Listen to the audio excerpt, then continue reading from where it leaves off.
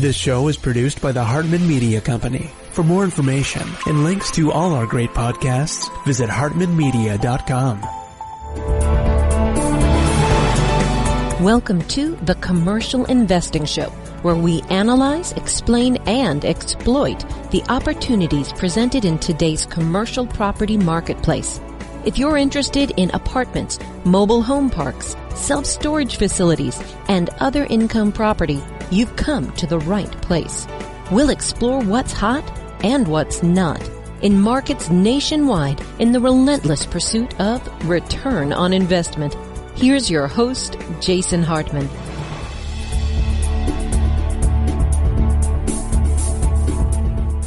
It is my pleasure to welcome George Gammon back to the show. You've heard him on several times before, and today we are going to talk about the Dragon Portfolio.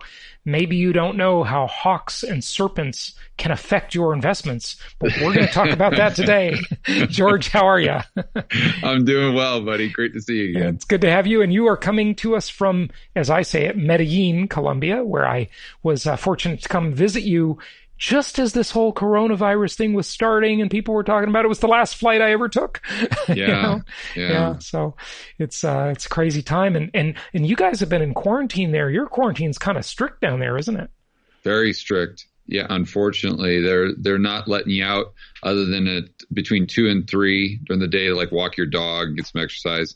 And then they let you go to the grocery store or the drugstore based on the last number of your ID. Wow. So, but now if you want to work the system like I am, I've got my passport, I've got my Puerto Rico ID, and I've got my Medellin ID. And unfortunately, they all have 3 different last digits. So the guy is at the grocery store like, wait a minute, we saw this guy here yesterday. Yeah. Don't just say you have a twin brother. You know, that's something that Doug Casey would endorse. He would say, have multiple passports, multiple IDs, and so you can work the system. That's great. Well, hey, tell us about this. You've been covering it on your YouTube channel, which is great content, by the way. The Dragon Portfolio. What is that, George? Well, it was designed by a gentleman by the name of Chris Cole with Artemis Capital. They're out of Austin, Texas. I love listening to the guy. He's often on Macro Voices, the podcast, or Real Vision. He's just a real sharp thinker. And he went back, looked at the last 90 years to 100 years, and saw how the typical portfolio that financial planners this typical portfolio called a risk parity portfolio, and that's your 60% stocks, 40% bonds, and then you kind of adjust it based on your age. So he looked at how that portfolio did over the last 100 years through these different cycles. And they performed very poorly. They performed extremely well from 1984 to 2007. But when you look before that, they didn't do well at all. So then he combined all these different elements that are really don't have anything to do with bonds. They're not really correlated to bonds or stocks, such as volatility. And this is what his fund does. It's a long volatility fund, and one of his main funds. And so he tested that, and he saw that it did extremely well, regardless of whether we were in a boom cycle or we were in a bust cycle. So he came up with this paper, this report that's called Allegory of the Hawk and Serpents. And it kind of just tells a story while at the same time going through all of this research, all of the charts, and then comparing this dragon portfolio, is what he calls it, to a normal risk parity portfolio that your average financial planner would suggest. Okay. And so he talks about the hawk and the serpent. Can you go into that a little bit, and how do we use this? Sure. So he starts with the first hawk cycle, and that was in the 1930s. That was what we consider the Great Depression.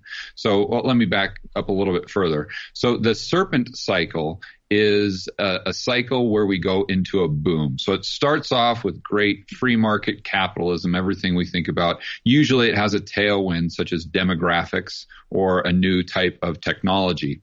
and the economy expands. But when you get toward the end of the cycle, it gets corrupted by politicians, by deficit spending, by money printing, all of these things that you talk about so well on your show that really cripple an economy. And then what happens, that issues in a Hawk cycle. A Hawk cycle is a deleveraging, and the deleveraging can come as a result of deflation or inflation.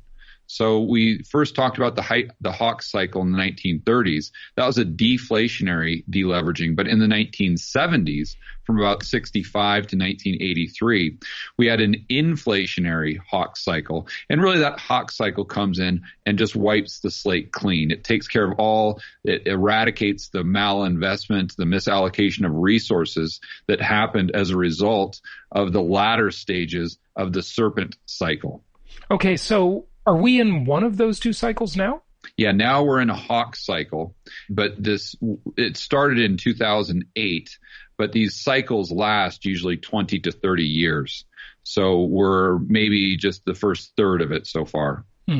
Okay, so it lasts a while, this Hawk cycle. Why does it last so long? How do we know it lasts that long? What tells us that? Just history or? Yeah, through his research, he's got these cycles defined. He goes back about 100 years, and that's generally how long they've lasted. Now, can it last longer? Can it be shorter? Absolutely. But it generally lasts that long because it takes a long time for all of the malinvestment to really get cleaned out of the system.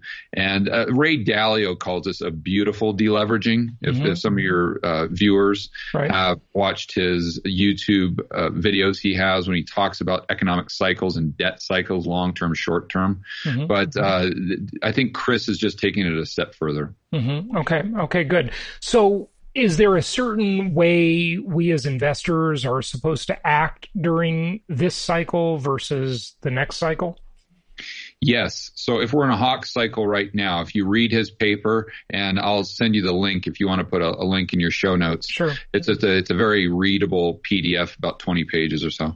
But if you say, okay, this makes a lot of sense to me, then you've got to figure out how to set up your own portfolio to take advantage of this Hawk cycle. So you've got to set up your own little mini dragon portfolio, let's call it. Most people can do this pretty easy because it's about 20% bonds, 20% stocks. You got about 20% gold. But where it gets a little more difficult is you have to go into commodity trend following, which is doable. There's some books out there how to do it. Or you can, if you're an accredited investor, you can check out Chris's fund, but not everyone's an accredited investor. So for the average Joe and Jane, the complex part of the portfolio is trying to figure out how to go long volatility, because there are volatility funds out there, but they typically have a negative carry. So if you hold them over 10 years, you're almost guaranteed to lose money. And I won't go into why, but it's just not a good long-term investment. So one of the things I did in yesterday's video is I tried to think through, kind of get outside of the box and ask myself, what could the average Joe and Jane do to go long volatility?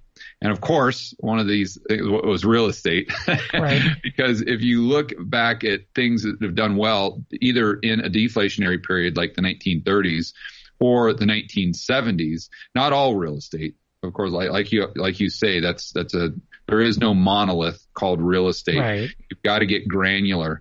But when you look at the type of rental properties that you and I like in linear markets with great cash flow, typically, if you look at the 1970s, they haven't knocked the ball out of the park from an appreciation standpoint when you look at it in terms of inflation adjusted. But from a cash flow, and if you're using good, solid, smart debt at a low fixed interest rate, they do well. And then going back to the 1930s, you've got some good cash flow. They might have lost a little money as far as the equity, but you lose a lot less than all these other options. And like you always say, you got to have to ask yourself, compared to what? That's interesting. You know what drives me crazy about these guys, all of these financial guys, George, they always talk in terms of like this fund or that stock, or, you know, it's like they just never really talk about real estate enough, you know. They sort of don't consider it investing. Whenever I hear one of these see one of these commercials for a financial services firm, right?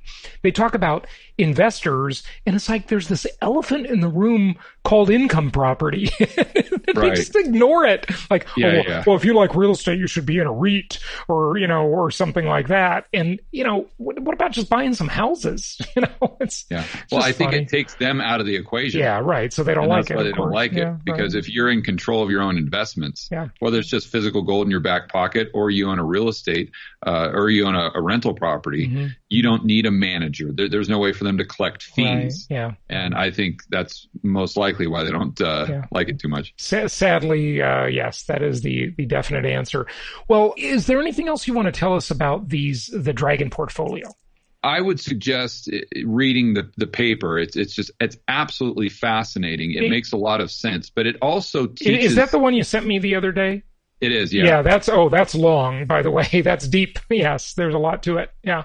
Yeah, but it also teaches people to see things more clearly. And what I mean by that is if you look at some of the charts he has in there for the 1970s as an example, he uses that as a period of this inflationary deleveraging. Most people look at inflation and deflation as though it's binary. So we have one or the other. But what you see in the paper and what I found through my research in the last couple months is there is no binary. We don't have either deflation or inflation. We have a combination of both all the time. And they're like two different cross currents. So you have to ask yourself, well, inflation or deflation compared to what? So when you're looking at some of his charts, as an example, you see that from 1972, I believe, from 1974, the stock market went down by like 60%. Most people don't know that, 60%. While at the same time, if you look at the CPI or the inflation rate, as you have many times, you see that the inflation rate is like 6 or 7%. So we had 6 or 7% inflation in consumer prices, while at the same time the stock market went down by 60%, not all at once, just gradually, a big bear market. So where if you say, like, let's say the average person on the street or even the average investor, you said, okay, we're going to get inflation over the next 10 years. They'd say, okay, well then the stock market has to go up. Well, not necessarily. We could see the price of food increase by 50%. We could see the price of rent go up by 50%, while we could see the stock market or the bond market go down by 20 or 30%. Or we could see the dollar get stronger against the euro. Right. You really got to get granular there if you want to figure this stuff out. Okay, so what you're talking about there is asset prices versus consumer prices, right? Yeah, but even within consumer prices, you have to ask yourself, okay, what type of inflation am I referring to? Right now is a great example because you've got the price of gas. I just read a Market Watch report this morning. Price of gas is down in the latest CPI numbers by 21%. Okay? But the price of food on average is up by 5 or 6%. The price of education, I would guess, is up higher than that. And my prediction is that one's gonna collapse. Thankfully, I think with people realizing they can learn online, and with the universities maybe not having the ability to bring people back to campuses, or people not wanting to go back to campus because they're afraid of the social distancing or the lack of the ability to socially distance. And I think that's going to be great. Let's see a lot of deflation there because that's been scamming people forever. But go ahead. Yeah. But I think you make a great point that you could see the cost of education come down while at the same time medical care, the cost goes up. You pointed out some flights with me the other day when we were going back and forth via email where initially, and you would just make logical sense, you see all these airplanes that are literally being parked at airports. It's like this giant parking lot. I've seen it. Yeah, they're some of the functioning airports that you might, if anyone takes a flight anymore. But there are like 3 people watching or listening that are actually taking flights occasionally. But that's it. And if you go to the airport, you just go to a regular, widely used airport and they'll have one whole runway with jets just stacked up on that runway, billions of dollars worth of equipment. I mean, billions and billions of dollars worth of equipment. And interestingly, it is expensive for these airlines to store those airplanes. If they don't start those engines every couple of days, those things decay quickly. So storing those planes is very costly. I didn't know that till recently. Go ahead. Yeah, but most people would think, okay, that's got to be deflationary. There's no customers, there's no passengers, so airlines just must be dramatically lowering their prices. Right. And they did initially. Yes. What you've seen more recently is you have the supply component come into play. So it's not just demand, it's also supply. So if supply decreases faster than demand, then you still could, then prices still could rise. And that graph you showed me was a great example. Just for your viewers, Jason sent me kind of a price chart from going back, I think, to February or January. Yeah, it was like right before the lockdown started, and it was just from, you could do this yourself. It was just from Google Flights, the website, and the chart, you can tell him, George, the punchline, but yeah, go ahead. Yeah, well, it was a flight direct from Miami to LA. Yeah. And it started off, I think, maybe $400 or $350. Yep. And then when we first had the virus, you just see it plummet down. It got down to like $100. Yeah. And then what happened just more recently in the last few weeks, once they restricted supply, well, there was still some demand. And then the prices of these flights actually went up higher than they were before. Right. So this is this supply demand kind of battle that we see happening, and it gets granular, not just with the price of gas, but food, education, healthcare, and then asset prices as well. Yeah. So I get what you're saying about that, but maybe the asset inflation, deflation thing, I don't want to go into that, but you said something to me a few weeks ago where this was an interesting kind of dichotomy where the dollar can be strong, right? You can have a strong dollar, which most people think that means you have deflation because, look, it's logical, right? If the dollar is strong, then I can buy more with it. But based on what happens inside the U.S. versus outside the U.S., that can really be different. It's not that simple, right, George? 100%. Yeah, if you look at a chart of the CPI going back to 2000 as an example, it just goes from almost in a straight line from left to right. There's a little blip where we get 2008, 2009, where you see just a little bit of deflation in the CPI. And what you mean there is you're saying that chart would mostly reflect inflation in the consumer price index. Okay, go ahead. Correct. Yeah, as the government measures it. And you and I would both agree that's probably low. For sure. But that's what the government will admit to. And they're admitting that the prices have gone up pretty much not pretty much, but very steadily since 2000 all the way to 2020. So you always have constant price increases. But during the same time, if you look at a chart of the US dollar compared to, we'll call it the DXY, so a basket of other currencies, you'll see that it's not going up the whole time. It's not going down the whole time. It looks like a roller coaster. Sometimes it's increasing in value. Sometimes it's decreasing in value. While at the same time, the CPI is always increasing in value. So there really isn't a correlation between the consumer price index or what you're paying for your food at the grocery store or your gas or your healthcare or your rent compared to what the dollar is doing compared to the euro, the yen, or the Colombian peso. But why is that? Like, you would think that when you have a strong dollar, everything else would be cheap in comparison. You'd get to go out and spend your strong dollar. It's like, a lot of people, at least they used to do this years ago, they would literally plan shopping trips where people in the U.S., when the dollar was strong, would go to London. And, New Yorkers would fly over to London to go buy clothes, buy high fashion clothes. These are wealthy people doing this, or upper middle class at least. And then sometimes the trend goes the other way. We've certainly seen it with Asians, Japanese and Chinese, coming to the U.S. over the years, where they have like these buses of people going to shopping malls. And, right, but go back to your original example. They're going over to the UK and buying things in pounds, right. But you're still comparing the currencies. because the things that you're buying, let's say the clothing that you're buying, could be going up in price in pounds, but based on your dollars, they're going down in price because you're still talking about the swap between the currencies. You're not really talking about the domestic products themselves. Now, to your point, though, when you have an increase or a strong dollar, we'll call it, it does mean that our imports are getting cheaper. So that should be deflationary. But that's just one cross current. You've got the cross current of that. You've got the cross current of the M2 money supply expanding based on the commercial banks. You've got the cross current of the Fed creating more base money or bank reserves and how that's being spent into the financial economy or how it's being lent into the financial economy.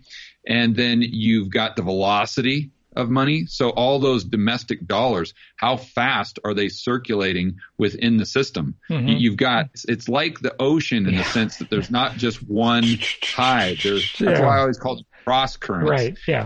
And there's these, 10, 20 infinite cross currents that are at play at all times. It's just a matter of deciding, okay, what's the strongest cross current right now that we should be paying attention to? Yeah. And that's why macro is so fun. I know that's why you enjoy it, but that's what makes it so complex. Yeah. It's a super interesting topic. I love it. George, give out your website or whatever resource you want to share with people, and any closing thoughts, anything we didn't cover or whatever you want to share. No, I think that's it. I'll send you a link to the description for Chris's paper. If you're kind of like geeking out on that stuff, like Jason and I think you'll really we have no life. You'll enjoy it. But as far as my contact stuff, you can find me on YouTube at George Gammon, Gammon. I do videos, interviews like this all the time, or just on Twitter, just my name. Yeah. And George is famous for his awesome whiteboard videos, folks. So check him out. He's doing a great job teaching people stuff. George Gammon, thanks for joining us. Thanks for having me.